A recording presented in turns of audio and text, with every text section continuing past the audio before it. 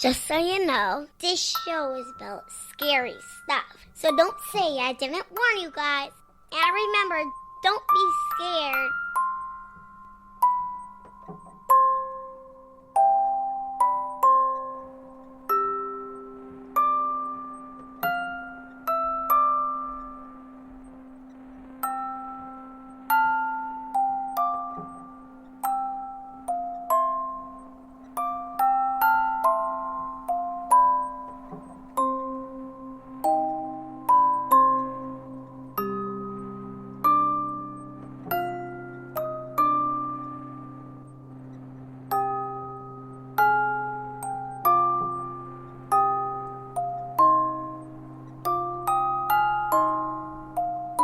Episode 66.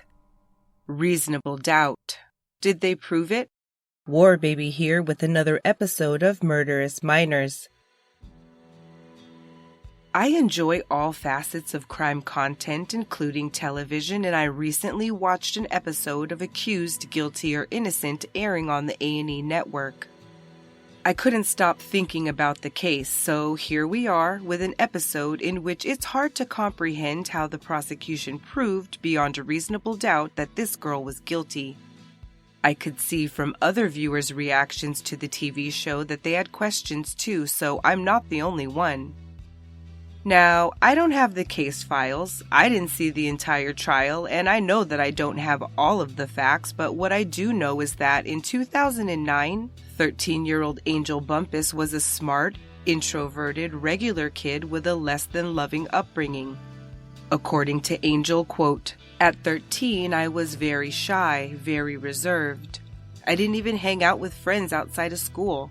I went to school, came home. My mom had me at a young age, but then she was incarcerated when I was 6 years old. She's still incarcerated to this day. I was raised by my grandparents, and it was a very weird childhood. They never said I love you or tucked us in at night, so when I got older, I just wanted to leave." Her mother was quite young when Angel was born in 1995, and she didn't know her father until she was about 10 years old. The eldest of 7, she and her siblings lived with her grandparents after their mother received 40 years in prison in 2002. While being transported for a bond hearing on identity theft and forgery charges, Angel's mother was able to disarm a deputy and shoot her non-fatally to the chest before using the weapon to carjack a bystander. She was charged with escape, assault on a police officer, and over 20 other charges. Angel moved to Kansas City when she was 16 years old. Artistically inclined, she planned on a career in fashion design, hopefully based in New York City. When she found out she was expecting her first child, she switched career paths, deciding to pursue a career in nursing like her aunt. She worked full-time, continued with college classes, and had a second baby before being accepted into the nursing program at Jefferson Community and Technical College. The fall of 2018 would have been her first semester in the program. The Bumpass family had a long and well-known history of criminal activity in the Chattanooga area. Her mother, uncles, brothers, and even her grandmother, who had 6 arrests by the Chattanooga Police Department, though all of the cases ended up dismissed.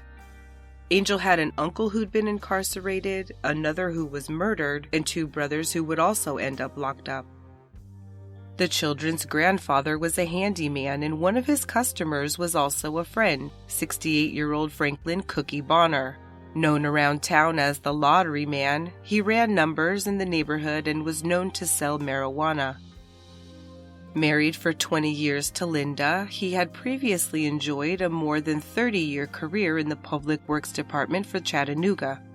Angel's grandfather did handyman work at Cookie Bonner's and testified that he was there sometimes up to twice a week, helping him with projects around his home.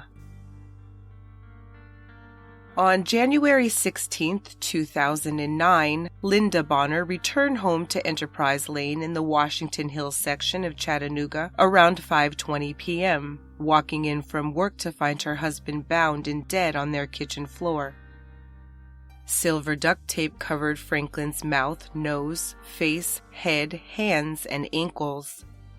The victim lay on his left side with duct tape wrapped around his hands and also around the leg of a chair and the leg of a table. He had lacerations and abrasions to an arm and blunt force traumas, including to the head.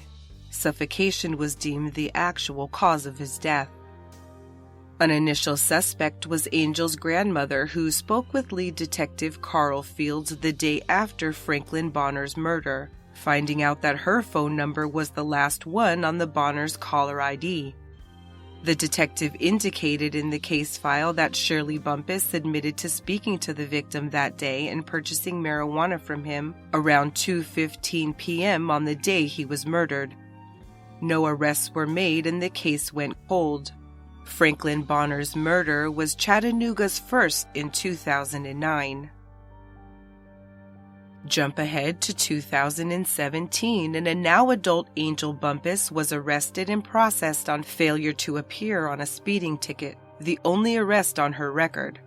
She was processed and her prints were entered into the system. Jump ahead again to the 9th anniversary of Franklin Bonner's murder, January 16, 2018, when a granddaughter contacted the DA's cold case unit asking, as the family did from time to time, that the case be reopened. Now it's June of 2018, and at this time, authorities announce impending arrests, and the cold case unit's media office told local ABC 9 that, quote, "We submitted unidentified latent fingerprints to the TBI, resulting in a match to Mallory Vaughn. Vaughn did not act alone. Our investigators believe he had a 13-year-old female accomplice. Attachments for the juvenile were filed in Hamilton County Juvenile Court last week, and she was taken into custody this morning. Under Tennessee law, she cannot be identified unless her case is transferred to Hamilton County Criminal Court." Once that juvenile's case was remanded to adult court, the public learned that the alleged accomplice was Angel Bumpass. Her prints had been matched by the TBI on March 25, 2018, and local authorities were notified on April 12, leading to her arrest on June 14. Angel, then 23, and Mallory Vaughn, then 35, were both charged with first-degree felony murder for the death of Franklin Bonner, along with attempted exceptionally aggravated robbery. It had been over 9 years since the murder, and Angel would have been 13 at the time that the state alleged that she left partial prints at the scene. She weighed 80 pounds and was barely 5 feet tall when Cookie the lottery man Bonner was killed. At 13, she spent her free time helping her 6 younger siblings with their homework, staying on the honor roll herself while also staying busy with drawing, crafts, and art projects. When arrested, Angel had been living in Kentucky for some time. Consequently, she lived almost 5 hours and over 300 miles away from her lawyers in Chattanooga. She had no criminal record beyond that traffic violation that put her prints in the state criminal database. While awaiting trial, she said, "I live morally correct. I don't hurt anybody. I don't steal from anybody. I don't try to make anybody feel bad, so I feel like I'm a good person. So I don't feel like I've done anything to be punished for." Angel initially hired an attorney, but when Garth Best came to see her in jail, he was able to convince Angel that his firm would get her case to stay in juvenile court and be dismissed there. Her first lawyer wasn't able to get her bond reduced, but Best soon had it lowered to $300,000. Angel was able to bond out to prepare for trial at home, working and spending time with her kids, whom soon she could very well never see again.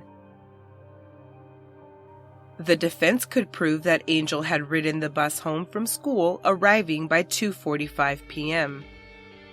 Prosecutors alleged the killers had walked to the Bonners' home that crisp day in January of 2009, so the defense developed a timeline.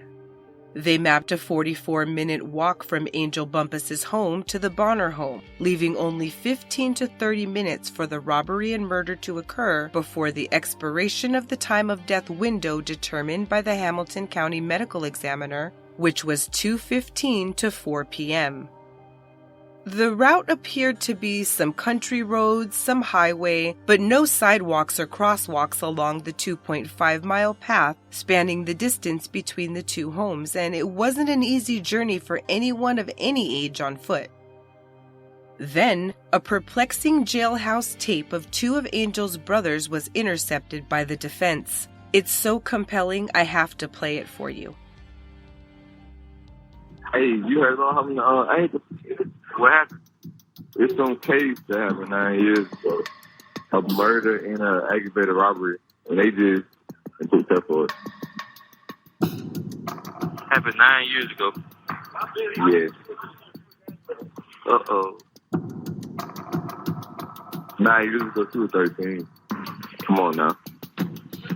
Think about it. They called. Though the defense determined it was hearsay and therefore inadmissible in court, it caused the attorneys to press their client about anything she might know about Franklin Bonner's murder.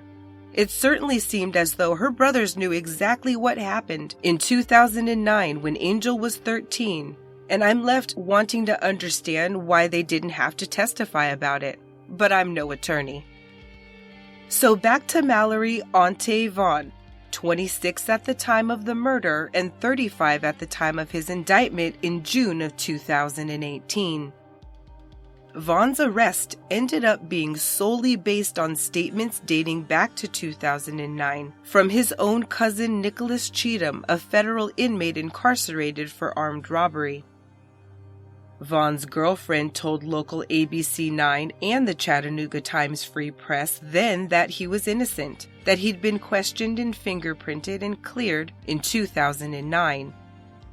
The couple had been together for 15 years, and Vaughn was now a father and construction worker.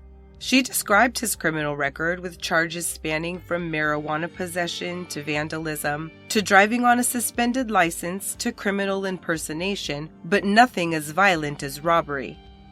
Vaughn's girlfriend claimed that in 2009, his cousin Nicholas Cheatham told police that he'd picked up Mallory Vaughn at a hotel the day of the murder and that he'd had a lot of cash.